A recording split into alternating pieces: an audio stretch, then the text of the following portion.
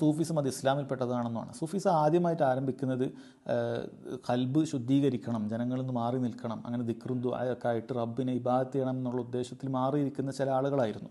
പക്ഷെ പിന്നീട് അത് പരിണമിച്ചുകൊണ്ട് ഓരോ സൂഫി ത്വരീഖത്തുകളുണ്ടായി. നക്ഷബന്ദിയ, ഖാദിരിയ, അതുപോലെ ആ രൂപത്തിൽ പല രൂപത്തിലുള്ള ത്വരീഖത്തുകൾ ഉണ്ടാവുകയും ഓരോ ത്വരീഖത്തിൻ്റെയും സ്വീകരിച്ചാൽ അവർ സ്വർഗത്തിലേക്ക് എത്തുകയുള്ളൂ എന്ന് വാദിക്കുകയും ആ രൂപത്തിൽ പിന്നീട് ദീനിൽ പഠിപ്പിക്കാത്ത പല ദിക്റുകൾ ആരംഭിക്കുകയും അതുപോലെ പല ഇബാദത്തുകൾ തുടങ്ങുകയും പിന്നീട് ഷിർക്കിലേക്ക് തന്നെ എത്തി. ത്വരീഖത്തിൻ്റെ ഷേഖുമാർക്ക് സുജൂദ് ചെയ്യുന്ന അവസ്ഥയും അവർ മരിച്ചു കഴിഞ്ഞാൽ അവരുടെ ഖബർ കെട്ടിയുണ്ടാക്കി അവരോട് പ്രാർത്ഥിക്കുന്ന അവസ്ഥയും അങ്ങനെ ദീനുമായി യാതൊരു ബന്ധമില്ലാത്ത അങ്ങേയറ്റം വഴിപിഴച്ച അവസ്ഥയിലേക്കാണ് ഇപ്പോൾ നമുക്ക് സൂഫികളെ കാണാൻ സാധിക്കുന്നത്. അതുകൊണ്ട് തന്നെ തീർച്ചയായും അത്തരം വഴികേട് ഇസ്ലാമിൽപ്പെട്ടതല്ല.